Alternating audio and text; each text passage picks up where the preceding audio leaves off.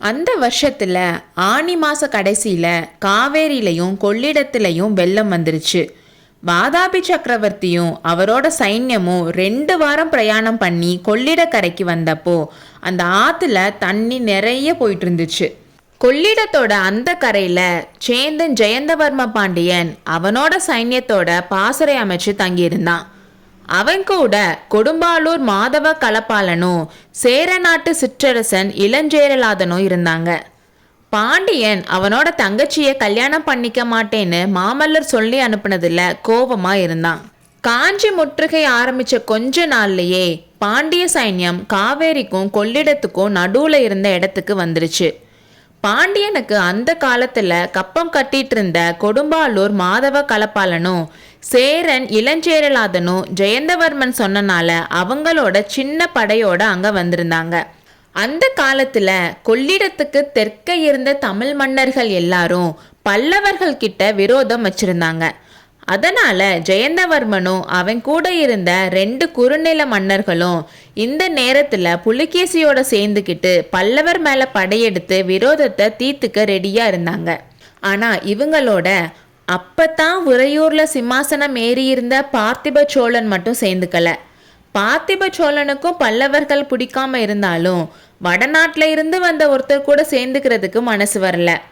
மகேந்திர பல்லவரோட அப்பா சிம்ம விஷ்ணுவோட காலத்துல இருந்து கீழே சோழ நாடு பல்லவர் ஆட்சிக்கு கீழே வந்துருச்சுன்னு முன்னாடியே பார்த்தோம்ல. அதை எப்படியாச்சும் பாண்டிய ராஜ்யத்தோட சேர்த்துக்கணும்னு ஜெயந்தவர்மன் பார்த்தான். ஆனா கீழே சோழ நாட்டு மக்களுக்கு அது பிடிக்கல. ஏன்னா அவங்க தலைமுறை தலைமுறையா சிவனை கும்பிடுறவங்க. கொஞ்ச நாளா நாவுக்கரசரோட மகிமைனால மகேந்திர பல்லவர் சைவ சமயத்துக்கு மாறினதுல இருந்து கீழே சோழ நாட்டு மக்களுக்கு அவர் மேல மரியாதை வர ஆரம்பிச்சிருந்துச்சு. அதனால ஜெயந்தவர்மன் எதிர்பார்த்த மாதிரி அவனுக்கு பெரிய வரவேற்புலாம் அந்த ஊர் மக்கள் கொடுக்கல. அதனால ரொம்ப மாசமா அவன் கொள்ளிடக்கரையிலேயே கூடாரம் போட்டு தங்கியிருந்தான்.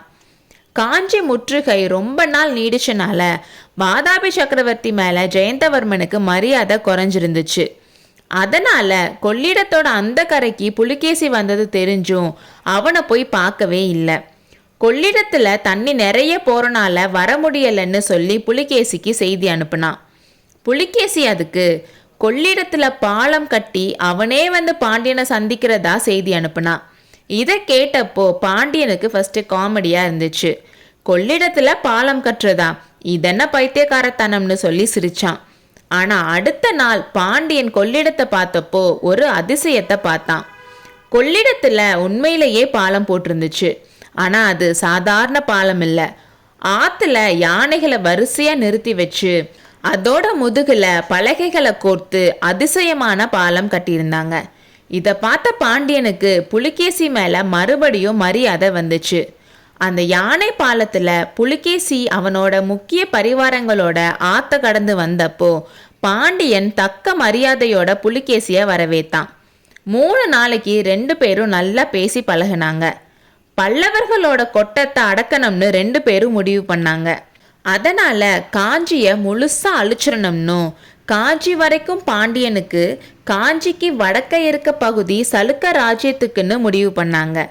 ஜெயந்தவர்மன் அப்பவே அவன் சைன்யத்தோட புலிகேசி கூட கிளம்பி வரேன்னு சொன்னப்போ காஞ்சியை கைப்பற்ற கௌரவத்தை மட்டும் புலிகேசிக்கே விட்டுற சொல்லி புலிகேசி சொன்னான்.